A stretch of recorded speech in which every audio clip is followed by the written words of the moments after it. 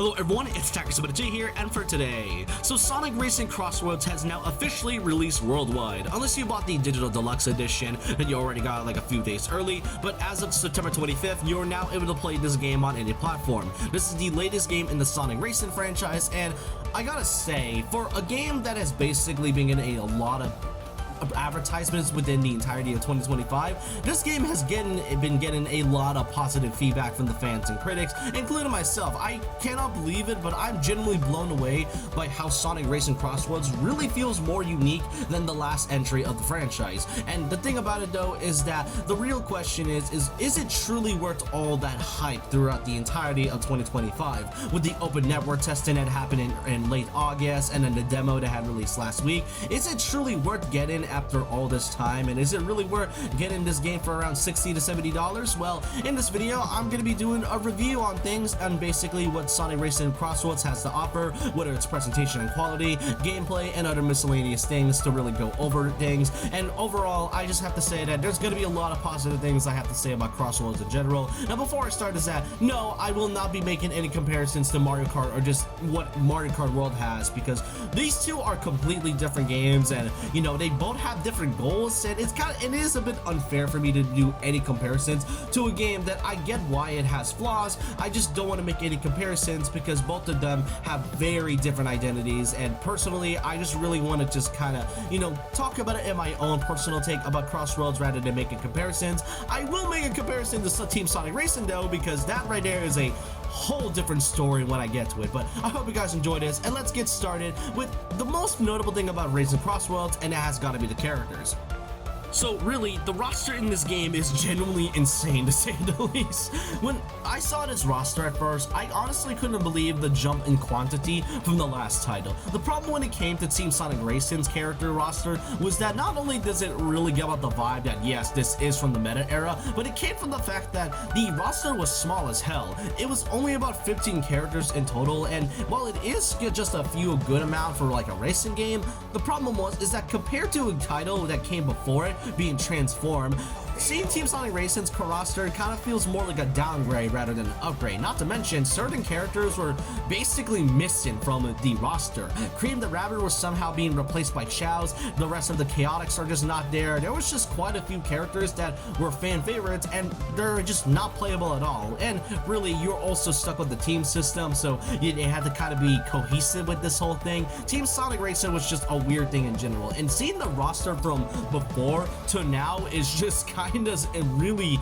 insane, because the characters this time are really good picks. I mean, Cream the Rabbit has finally returned, the rest of the Chaotix is here, and while you do gotta have some downer picks such as, you know, the Deadly Six once again, and some random ones like Eggpon, which I honestly don't mind. You got, you know, Sage from Sonic Frontiers now making herself pretty much more prominent in the Sonic franchise as usual. And then there's the big return of the Babylon Rogues, who have not been part of the Sonic spin-off titles in like Sonic Riders, and that was like the last time we've heard about them. I know they appeared in like some spin-offs, but in like an official Sonic thing is just kind of insane, to say the least. And when it comes to the roster itself, it isn't just the main Sonic characters. There's also, of course, the upcoming free characters that will be coming along the way. The free DLC characters including Hatsune Miku, Joker from Persona 5, Ichiban from Yakuza. Those will be coming on a monthly basis, and with a total of like 12 to 13 characters, this game is going to be updated a lot. And of course, there's also the pre-order bonus of Sonic the Werehog, and as well as the Sonic Prime characters, unless you bought the digital deluxe or the season pass that came alongside with it.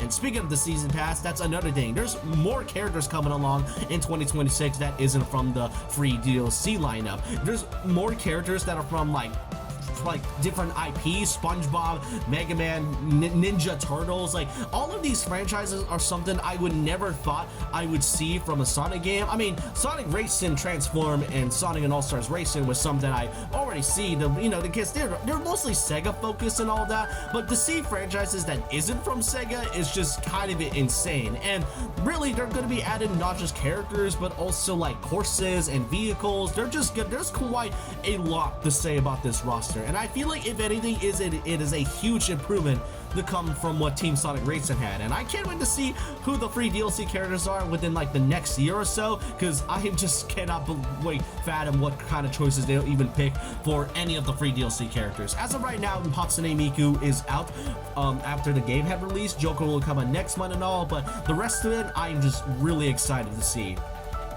Now we get to the quality and presentation of the game, and pretty much this is going to be a bit of a weird segment, because the thing about it though is that while you can play this game on any platform, whether it's on Steam, PlayStation 5, Xbox, and most notably the Nintendo Switch 1 or the Switch 2, the weirdest part about it is that I only have the Switch 1 version despite me owning the Switch 2. The Switch 2 version of Crossworlds has not released yet, and it won't be until like 2026, and for those that have gotten the Switch 1 version, you can basically use it by, you know, getting an upgrade pack which will come out in early 2026. But quality and presentation wise though is that despite me only owning the Switch 1 version and then playing it on my Switch 2, I don't really notice much issues. Really, the only problems when it came to its quality is that in some models when I'm playing the game, when they all go up close to some character models, they look kind of rough in some cases, and in some areas in the race tracks they mostly don't load in properly. That's like one of the only few issues, but overall, presentation and quality wise, this game is really good and gorgeous. Every racetrack is really fun and unique, and not to mention is that it runs well. Like, there's no crashes or anything. This game runs smooth like butter, and that's kind of weird coming from a title that is only available on the Switch 1 and not available yet for the Switch 2. So I feel like they really did a good job in making this, and I mean, it kind of makes sense though, especially for a title that should really not be running on the Switch 1 originally, but seeing this kind of run very well is honestly given a nice surprise. And personally, I am pretty much glad that the game runs the way it is, and overall the presentation quality wise looks fine enough, at least for me. If you have the game on like PlayStation or Xbox, then it probably runs way better than it has with the Switch 1, but so far it runs pretty well despite it being on an old console in a way. And now we get to the longest part of the review video, that being the gameplay. How does it differ from its last titles? Now, the problem when it came to Team Sonic Racing is that, well, it is basically kind of a mixture of a Sonic Racing game and also Sonic Heroes in a way with the whole teaming system. The problem is that it is mostly just your run-of-the-mill racing game and not like a Sonic Racing game, which really tells you a lot about how much effort Sega and Sonic Team really put into Team Sonic Racing. It feels weirdly slow and different than any other title, and while that isn't really a bad thing compared to the other last titles that came before, like Transform, this kind of felt more like a downgrade rather than, you know, an actual upgrade if anything. So how does the gameplay really differ with Crossworlds? Now, while the game doesn't really have much of a cohesive story like Team Sonic Racing did, Crossworlds definitely makes it up by giving us quite a few different modes. You got the Grand Prix, which, I mean, I don't really think I need to explain the game's racing mechanics. I mean, it is a racing game. You just go around the course in like three laps and that's about it. But the Grand Prix itself, you got about 10 cups, two of which you can unlock via playing the game, but then also getting the 2 cups that are only available via the season pass and all that. And the thing about it though is that the way they do the Grand Prix is quite interesting. Now, you have to choose a character, choose a vehicle and all that, and then you can choose your difficulty, whether it's by, you know, supersonic speed, which is like the fastest one by far, or sonic speed, or just any of the lower speeds depending on your gaming preference. But then you also get to choose your own personal rival character, which you can get the race in any of the cups that you chose. And with a total of 23 characters, and each of them having like their own unique interactions with one another, it honestly feels like there's quite a lot of replayability to do, because you get to play with a lot of these characters and all that, and you get to choose their difficulty settings, which can also give you different tickets and, you know, give like a different amount of tickets, which these tickets are also going to be important for the rest of the game. And trust me, you do not want to be low on these at all. But the rival system is really great. It gives you a lot of replayability and different options of which characters you want to go race up against, and also gives you a lot of motivation to play with getting more tickets and all that. So that right there I could say is a pretty good job on Sega's part. Now for the actual racing part, as I said, it is racing 3 laps. However, the biggest part about the game's gimmick is that by the second lap, every second lap you get to choose which courses you have to go to, whether it is a pre-selected racetrack that has already been shown or a random racetrack, and whoever is in first place, you get to choose which courses that you prefer. So not only is this such a cool gimmick, but it honestly makes the entire racing thing make it feel more, I guess you can say, fresh every time. It doesn't feel the same as with like any other racing game. It kind of feels like you're choosing a course and it becomes fresh every time you choose a different one, and that's what I like about it. And speaking of the courses, these courses by themselves are really great. Like, a lot of these are just based off from like different tracks and all that, and different entries that came from the last like a lot of 30 years of Sonic titles. And I mean, you got like some original courses like Rainbow Garden and, you know, Pumpkin Mansion and all that. Those are original courses, but you got some of the racetracks that are like based off from like past Sonic titles. Apotos from Sonic Unleashed. You then got Kronos Island from Sonic Frontiers and White Space from Shadow Generations. That game came out like last year and it's now getting a course by itself. That really tells you a lot how much proof and dedication they put into each of these courses. If anything, there's quite a lot of fan service in this one racing track alone, and I just can't believe they put so much effort into making the Grand Prix unique as possible, along with the different, you know, different rival interactions and all the different courses, and the main travel ring gimmick that is shown in every second lap. Another thing about the gameplay's gimmick has got to be the gadgets, and these gadgets are so cool. At first, I'm not really a fan of things when it comes to adding perks onto titles, whether it's fighting games or racing games, but Crossworlds really does it really well when it comes to the gadget system, because you get to choose things that really differs your own playstyle, whether it's getting better air tricks and all that, getting more ring counts, a much better items and all, and I really feel like there's quite a lot of possibilities and many combinations that make the game feel as fresh than anything else. I kind of wish there were actually more games like this that put the whole gadget system. Maybe in the future they'll likely do that, but this is so cool. I really love this gadget system, as it really gives you so many different options on how you race with your, you know, your character. Now, it can't be a racing game without having some type of customization feature, and Sonic Racing Crossworlds truly has that. And Crossworlds' whole customization thing is really great, to say the least. Now, you got yourselves a total of 5 classes, whether it's handling, speed, acceleration, power, or boost, and each of these customization can really be beneficial, as you also have to spend your tickets, which can really add a lot of replayability and unlock more kart parts and all that. And these machines can really be different, whether it's by the speed and your class characters, and not to mention, not only do you get to choose your parts of the machines, you get to choose things like colors, your sound effects, and also stickers, which you can get whether it's by getting things like, you know, character rewards or online perks, just all of that, and an aura feature which can like give your card an aura. I don't really think I need that, but it is kind of a nice thing to add. And not to mention, they even added the extreme gear bag, which has not been part of the franchise since Sonic Riders. And now, to be fair, I did have a bit of a bad experience with Sonic Free Riders due to the controls and all that, but it is really nice to see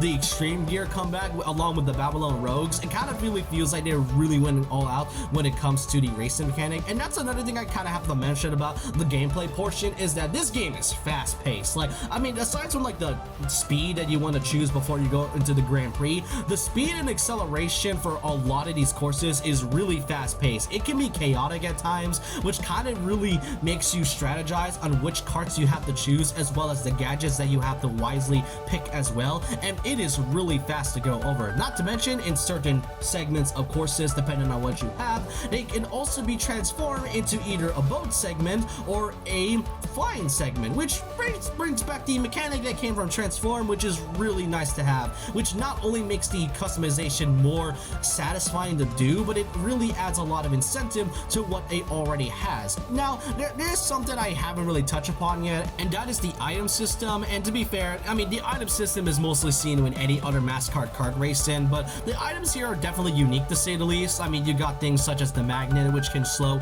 your opponents down. You got the buzzsaw, which can cut your machine in half for like a brief second, and you even got the Dark Chow, which forces you to get like 2 different items at once. And you even got some wisp abilities like the laser and the drill, which really, I do love the item system in this one. I think the only problem here is that I wish there were like more items that can help you defend yourself from like many other attacking items, because I swear I get attacked by at least the 5 save items every single time. Like, you know, the punching gloves and the King Boom boos and all that, and also the slime and all. But I will say though, things such as the gloves and the red gloves are really nice because in a way, if you are close to an opponent, you may have noticed that there is a radar that can lock in on an opponent, and if you are able to lock in on that radar, then you're able to hit them properly with no problems whatsoever. And I actually find that a pretty cool mechanic for an item that is all about range. So yeah, there isn't much I can say about the items, but they did do something unique with it, and I can appreciate that. Now, that's all I can really say about the Grand Prix by itself. What about the other modes that came alongside the single player? Well, you got Race Park, which is essentially just this game's versus multiplayer mode, and in some occasions you get to fight these team AI rival races, which kind of does bring back the mechanic of the Team Sonic part, but honestly, I don't really go here as much, but it does give you quite a few bit of rewards as well, so that adds a lot to go over. So I may come here every once in a while just to go, you know, play the game and, you know, get some more rewards here, so it is a nice addition as well. But then there's the last part, which I will say gave me the most surprise out of anything else, and that is the time trials. Now, personally, I don't really go much into time trials in racing games. I'm not much of a fast player, so I don't really go there as often, but Crossworlds does a bit of a unique twist into using the trials mode. And now, yes, while it is mostly beating the best time, the thing about it is that depending on your ranking, if you most notably, you have to get an A ranking, or if you want to do that, you can just kind of get an S ranking for your own preference. If you get an A ranking in any of these courses, and with each A ranking, you'll actually be given a music track for this game's jukebox, and that is such a cool thing to have. Like, time trials is something I don't go into that often, but seeing the fact that you're actually getting rewarded by, you know, getting a personal best ranking is such a cool idea, and it's something I feel like some racing games could really use that often. And honestly, having the addition of music tracks is really great. And then that's another thing about the about the jukebox. The jukebox does give you music, and you know, you might already got some to begin with. The thing about the jukebox though is that depending on which music track you'll choose, it'll actually play on the certain lap of the music track that you have chosen from that said jukebox. So not only is the time trial more rewarding, but the jukebox even has a unique twist of using it. Like, most racing games mostly has a jukebox or some kind of music track to kind of listen to, which is really nice, but Crossworlds does that so well by actually putting that music track onto the racing that you're already in. That is such a unique idea, and it really gives you the motivation to actually do time trials so you can get more of these music tracks. And these music tracks can all come from the past Sonic titles: Sonic Heroes, Sonic Generations, and Shadow Generations, Frontiers, Forces. All of that can be bought and can be unlocked from time trials. Is this essentially kind of like locking it out? Not really, because it is fair and it all depends on your best timing. It really gives me the motivation to go back in the time trials and to get my best score so I can get more of these music tracks to the jukebox. And I really think they did it so well with this Crossworlds, and I find it, if not the most surprising change when it comes to the mode out of any of the modes that came before it. And that's really about it. You're also kind of like some miscellaneous part. You got the challenges, which is essentially like this game's achievements, and then you got the friendship system, which, you know, you have to spend tickets in order to get rewards like titles, costumes, and all that. And that's another thing, some characters have like their own unique costumes. The Egg Pawn, from what I've seen, has like 5 different color variations, and Sage can only be unlocked by playing the Secret Cup and all that. And that's about it for Sonic Racing Crossworlds. And overall, I have to say, I was genuinely blown away by how much good this game has to offer. Like, when they first announced this back in February, I was genuinely skeptical because, you know, after what happened with Team Sonic Racing, I was kinda meh about this new Sonic Racing game. But then as time went on with like the new trailers and then the open network testing that happened in August and then the demo that had released last week, I can't believe I'm saying this, but this game is absurdly fun. It is a banger, to say the least. It is by far, if not one of Sega's best titles that they have put out in recent memory, and I just can't believe they put so much effort into putting in such a simple racing game. And the best part about it is that the reason why this game is so good is that it gives you the incentive of being rewarded of anything you do. do, whether it's by the time trials, the Grand Prix, or even the online and the race part. It gives you so much rewards, which really adds so much replayability into a game that is only just about racing. And with the different gimmicks that you were given for the Grand Prix, and especially the gadgets and all that, this game has blown my mind with how much uniqueness it has. And so with that, my final verdict here is that Sonic Racing Crossworlds is getting a 9 out of 10. I can't believe I'm giving this such a high score, but that's just how great this game is. From the demo I have played and the open network tested, I can't believe that this feels way better than what Team Sonic Racing had. And if anything, with the additional DLC that is coming along the way throughout the rest of 2025 and in 2026, I'm excited to see how much this game has to offer in the future. But overall, that is about it for my review on Sonic Racing Crossworlds. Let me know your thoughts and opinions down below on what do you think about this game. Do you think this game is really amazing? Do you think this game is better than Team Sonic Racing? Do you think Crossworlds could have at least improved on other things, or do you think the game is fine the way it is? Let me know your thoughts and opinions down below about this. And so with that, leave a like, comment, subscribe, hit the notification bell for more videos, follow my Twitter and Instagram, and I'll see you guys next time. And remember this, once a legend, always a legend.